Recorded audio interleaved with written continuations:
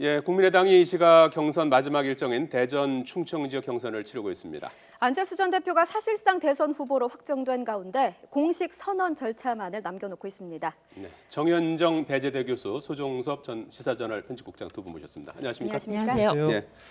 자, 잠시 뒤에 국민의당 후보 결정을 하는데요. 사실 발표만 남겨놓은 그런 상황 아니겠습니까? 그렇죠. 안철수 전 대표가 지금까지 72% 득표율을 누적 득표율을 기록하고 있는데요.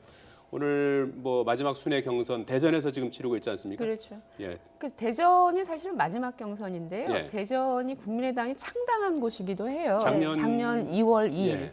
창당한 곳이기도 해서 의미가 있는 지역이고 아마 거기서 이제 피날레를 할 것으로 보여집니다. 예. 근데 사실은 전 지역에서 안철수 후보가 다 이겼죠. 이겼기 예. 때문에 실제로 이제 6곳 앞에서 막판에 이제 사실은 대세 결정하고 보여주는 게 큰 의미가 있을까라는 생각이 드는데 예. 저는 사실 우리나라 정치 문화가 조금 다른 것 같아요. 미국 같은 경우에는.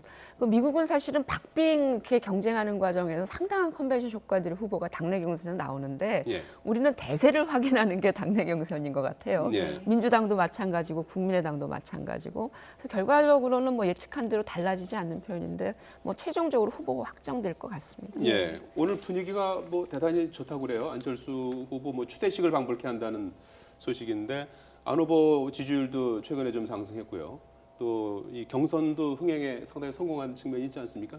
그렇습니다. 경선 흥행도 애초 예상보다 거의 아마 한 18만 명 정도 참가할 것으로 보이니까요. 예. 그렇게 본다면 처음 예상했던 것보다 거의 2배 이상 현장 투표에 참여한 그런 거고 또 최근에 이제 몇몇 여론조사에서 문재인 후보와 맞붙었을 때 이기는 어떤 조사 결과가 나온 것이 예. 국민의당 지지자들한테 상당히 좀 이제 해볼만하다 이런 자부심을 줬다고 할까요? 예. 이런 분위기들이 어우러지면서 사실상 오늘 안철수 후보 추대식 비슷한 예. 그런 분위기가 좀 조성이 됐고 국민의당에서는 오늘 결과를 바탕으로 호남에 기반을 둔 국민의당이 충청 지역을 이제 플러스해서 수도권까지 나아가는 이른바 이 백제권 벨트를 만드는 것을 통해서 대선 승리하겠다. 예. 지금 이런 이제 바람을 가지고 있습니다. 예. 민주당 입장에서 보면 사실은 민주당이 모아놓은 선거인단 규모와 국민의당이 이번에 현장 투표에서 참여한 인원들을 본다 그러면 사실은 상당히 차이가 나거든요. 비교가 안 될 정도로. 예, 그럼에도 많죠. 불구하고 이건 언더독 효과와 관련이 된 거예요. 예. 그러니까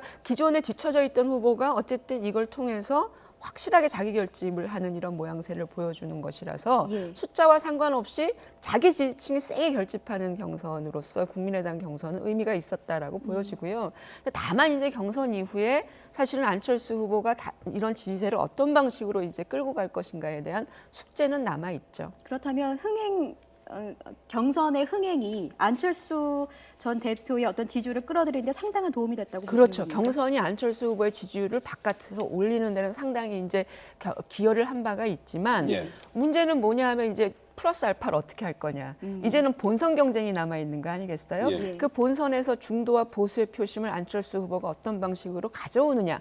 그것이 관련해서 무엇이 있느냐. 대안이 있느냐. 이게 이제 아마도 물어질 텐데 그런 부분에 있어서는 추가 상승을 할 거냐 말 거냐 이제 이게 이제 예. 기로에 서 있는 뒤집힌 것이죠. 여론조사 조금 전에 말씀하신데 그거는 이제 약간 신뢰성에 민주당에서도 이제 문제를 제기한 그런 상황인데 어쨌든 2위로 올라간 거, 그 다음에 지지율이 조금 이제 부상한 거 이런 부분은 이제 사실인 것 같은데 말이죠. 안철수 전 대표 같은 경우에는 연대하지 않고 끝까지 승리하겠다 이런 입장인 것 같은데 거기에 대해서 어떻게 평가하십니까? 저는 좀 이제 그게 사실은 어려울 수 있겠다라는 생각이에요. 예. 왜냐하면 문재인 후보 상대 쪽에 있는 문재인 후보의 경우에는 과거에 민주당 지지층을 최대한 결집을 시켜놨거든요. 예. 그러면 안철수 후보, 중도 후보가 가져올 수 있는 표의 기반은 현재로서는 보수와 중도의 표이거든요. 예. 그러면 이것이 실제로 어떤 방식으로 모아질 수 있느냐라는 건데 사실은 39석을 갖고 있는 국민의당입니다. 국민의당 후보가 대통령이 돼서 단독 집권을 했을 때 39석으로 실제로 집권이 가능하냐라는 이른바 회의론이 여전히 제기가 될 수가 있어요. 예. 그렇다면 중도의 표심이 안정을 희구하는 중도의 표심이 막판에 이제 그쪽으로 갈 수 있겠느냐. 특히 보수의 표심도 역시 마찬가지거든요. 아마 그 39석이라고 하는 것이 커다란 핸디캡이 될 텐데 예. 그럼 연대를 하면 실제로 한 80석 정도를 바른정당과 만약에 연대를 한다 그러면 80에서 90석 정도를 확보한 상태에서 집권 가능한 시나리오가 나올 텐데 예. 그거는 지금 선을 긋고 있어서 제가 볼 때는 계속 안철수 후보가 연대를 마다하고 자강론 중심으로 갈 수 있겠느냐. 보수와 중도의 표심을 막판에 끌어올 수 있겠느냐. 예. 39석 때문에. 예. 그래서 이런 부분들이 좀 과제로 남아 있는 것 같습니다. 예. 사실 뭐 연대론이냐 자강론이냐는 경선이 시작되기 전에 국민의당 내부에서 말이 좀 많았었던 부분이고요. 안철수 전 대표가 첫 경선지 호남에서 이제 흥행 돌풍을 일으키면서 소위 말해 안풍을 불러오면서 자강론에도 좀 힘을 얻고 있는 모양새인데 앞으로 쭉 이어갈까요? 어떻게 이제 분석하십니까? 고비가 오겠죠. 예. 일단은 지금 뭐 지지율이 이제 급등을 했지 않습니까? 예. 급등했다는 것은 다른 측면에서 보면은 또 급락할 가능성도 있는 것이거든요. 이게 왜 그러냐면 어떤 이제 문재인 전 대표 같은 경우는 지지표의 성격이 충성도가 강합니다. 예. 하지만 안철수 전 대표 같은 경우는 아직은 그렇게 충성도가 강하다고 볼 수 없기 때문에 움직이는 표심이라고 보는 그렇습니다. 거죠? 그 표심들이 지금 보면 사실 안철수 전 대표는 문재인 전 대표와 싸우고 있는 게 아니고 현재 단계에서 본다면 예. 홍준표 후보나 유승민 후보와 지금 싸우고 있는 겁니다.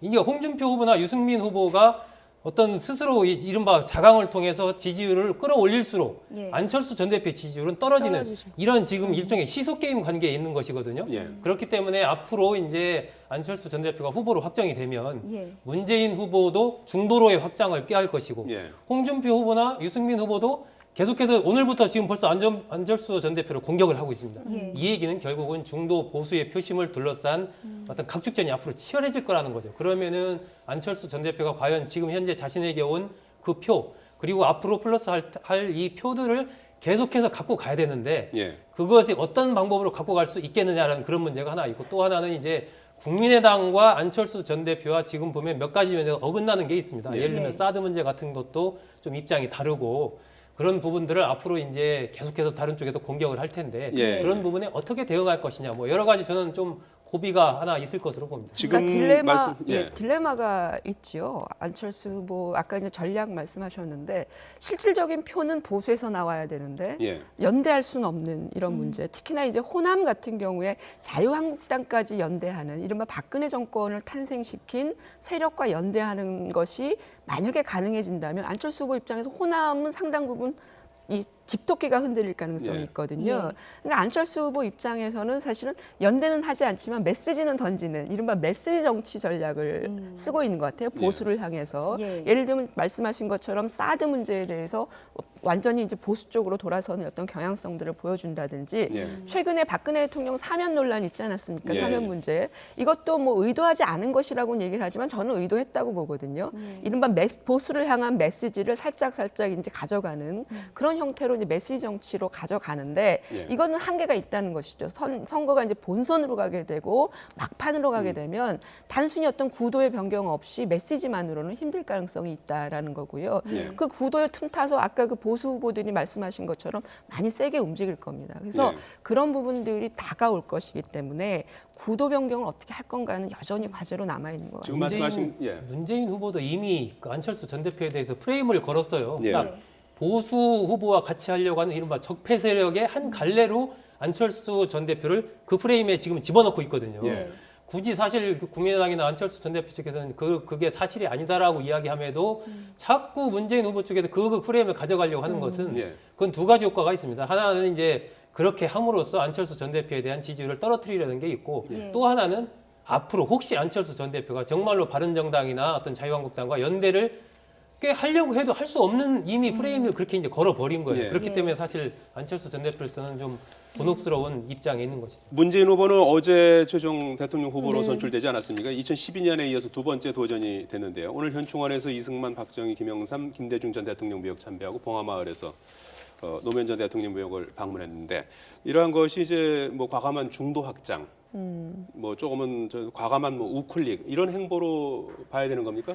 일단은 한 30에서 35% 정도의 단단한 콘크리트 지지 기반이 예. 있죠. 문재인 후보는. 그래서 예를 들면 본선에서 한 플러스 알파를 어떻게 할 건가에 대한 고민이 있을 텐데 예. 첫 번째 작업은 당내 지금 경선을 어떤 방식으로 당의 균열과 어떤 불협화음을 어떤 방식으로 통합하느냐가 핵심일 것 같아요. 특히나 안희정 지사를 지지하는 이른바 그 일반 유권자의 한 15% 정도가 있거든요. 사실 이거 어떻게 이제 자신의 어떤 지지 기반으로 끌어들일까가 고민일 것 같고요. 예. 그래서 아마 통합선대위를 꾸린다고 얘기를 하는 것 같아요. 예. 그런 방식으로 해서 외연을 확장시키려는 노력을 하고 있고 말씀하신 것처럼 이른바 이제 그 박정희 대통령 요소를 간다든지 중도와 보수를 겨냥한 일부 어떤 행보들을 하겠지만 저는 문재인 후보는 여전히 집도끼를 확고하게 지키는 전략으로 갈 거라고 봅니다. 예. 그래서 보수와 대립각을 확실하게 세우고 정권 교체 프레임을 확실하게 내세우면서 자기 색깔을 명확히 가져가고 사실은 이제 안희정 지사와 이재명 지사의 어떤 지지 세력들이 어떤 방식으로 당내에 융화되느냐 예. 이런 방식으로 해서 통합적인 어떤 거대한 어떤 조직 활동 특히나 또 하나 중요한 건 뭐냐면 민주당 지지율이거든요. 예. 민주당 지지율이 지금 50%에 육박하고 있기 때문에 예. 막판의 중도가 사실은 안정적인 의석을 갖고 있는 정당에 대한 정당 투표를 할 가능성이 있습니다. 그래서 당이 해줘야 될 역할이 또 있는 거죠. 예. 그래서 아마 이런 방식으로 해서 자신은 집도끼를 지키고 당은 안정적인 의석을 가지고 활동을 해주고 안희정과 이재명 지사는 자신의 어떤 통합적인 그런 대우 안에 끌어들이고 예. 이런 방식으로 해서 외연 확장을 하는 통합적인 전략을 취하지 않을까라는 생각입니다. 그러니까 말씀하신 집도끼를 잡기 위한 첫 행보로 뭐 현충원도 참배했다고 말씀을 드렸지만 또 문재인 전 대표는 또 봉하마을을 찾아서 노무현 전 대통령 묘역에 참배도 했단 말이죠. 역시나 집도끼를 잡기 위한 마음으로 풀이가 됩니다.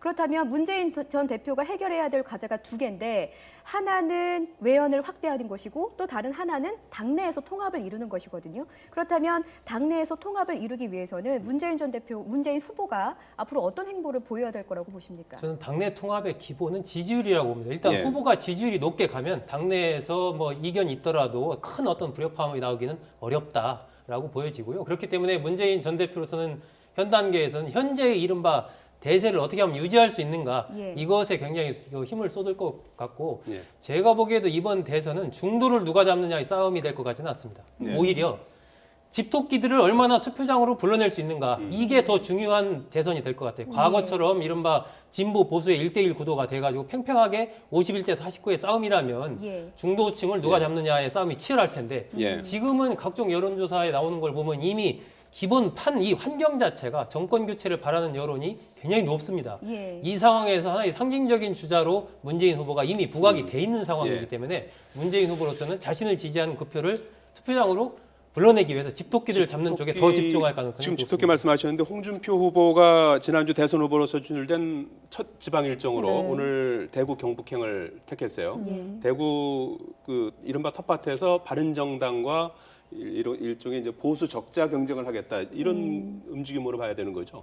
적자 경쟁인데 저는 대립적 경쟁이라고 보지 않습니다. 예. 그동안에 사실은 TK의 어떤 기본적인 토양을 근거로 해서 보수가 균열이 돼 있지 않았습니까? 예. 박근혜 그 탄핵 정권을 거치면서 탄핵 정부를 거치면서 그러면 서로 이제 노선 투쟁을 하는 것이지요. 예. 바른정당과 이 소위 말하는 자유한국당이 거기에서 상당한 컨벤션 효과가 나오고 그동안에 물밑으로 가라앉았던 보수 유권자들의 목소리가 이제 점점점 떠오르기 시작할 겁니다. 예. 그들의 논쟁 속에서 그게 자연스럽게 표를 결집하는 거거든요. 그리고 보수의 파이를 넓혀가는 과정이 되는 거라서 저는 지금 홍준표 지사가 그 작업에 들어갔다고 보여지고요. 예. 유승민 후보도 거기에 동의하고 있다고 봅니다. 그래서 네. 다소 목소리는 서로 거칠고 세지만 그 컨벤션 효과와 결집 효과를 충분히 누릴 거라고 보고 예. 이게 제대로만 된다면 본선에서 양 후보가 얻을 수 있는 파이는 크게 보면 한 20%까지도 볼 수가 있는 거 아니냐 이렇게 예. 보고 있는 거죠. 예. 지금 관심 중에 하나가 바른정당의 유승민 후보 그리고 정의당의 심상정 후보가 과연 끝까지 완주할 것이냐라는 부분이거든요. 예. 어떻게 전망하십니까? 저는 뭐 여러 가지 가능성이 좀 있다라고 봅니다. 앞으로 뭐 이제 후보 등록 15, 16일 지나고 나면 본격 선거 운동이 시작이 되고 그 예. 18일부터 이제 국고 보조금이 나오지 않습니까? 그리고 예. 나서 본격 선거 운동에 들어가는 그 시점 되면 사실은 현재의 그런 정도의 자금력 가지고 대선을 치르기는 어렵거든요. 예. 예. 그렇다면 현실적인 문제가 이제 그 정도 되면 닥친다는 얘기죠. 그래서 예. 지금부터 한 2주 정도에는 2주 정도까지는 뭐 각 후보들이 최선을 다해서 어떤 지지표를 끌어올리는 작업을 계속 할 것이고 예. 그 정도 시점 한 4월 중순 전후해서는 뭔가 이제 좀 새로운 또 모멘텀을 통해서 어떤 현재 구도의 변화를 가져올 수 있는 예. 그런 여지가 저는 충분히 있다라고 보고 현재 보수 진영에서 펼쳐지고 있는 저는 대구 TK 적자를 둘러싼 이 전쟁은 저는 그렇게 그건 바람직하다고 보지 않습니다. 그러니까 예. 홍준표 후보나 유승민 후보가 지금 대구 경북에 가서 내가 적자다 서자다 이런 논쟁을 가지고 보수의 어떤 새로운 거듭남을 네. 할 수는 없다는 얘기죠. 오히려 이 수도권에 있는 합리적인 보수 유권자들을 놓고 그야말로 치레한 수준 높은 어떤 논쟁을 통해서 아 그래도 인물이네 저 사람 예. 이러한 평가를 얻고 그것이 이제 지역으로 확산돼가는 이런 과정을 거쳐야 되는데 지금 예. 하는 어떤 논쟁의 수준이나 이런 것들은 보수의 거듭남 이런 거랑은 좀 거리가 있는 것으로 보입니다. 예, 네. 예. 자, 두 분의 말씀을 쭉 들어봤는데요. 정현정 배재대 교수, 소종섭 전 시사저널 편집국장이었습니다. 두 분 고맙습니다. 고맙습니다. 예.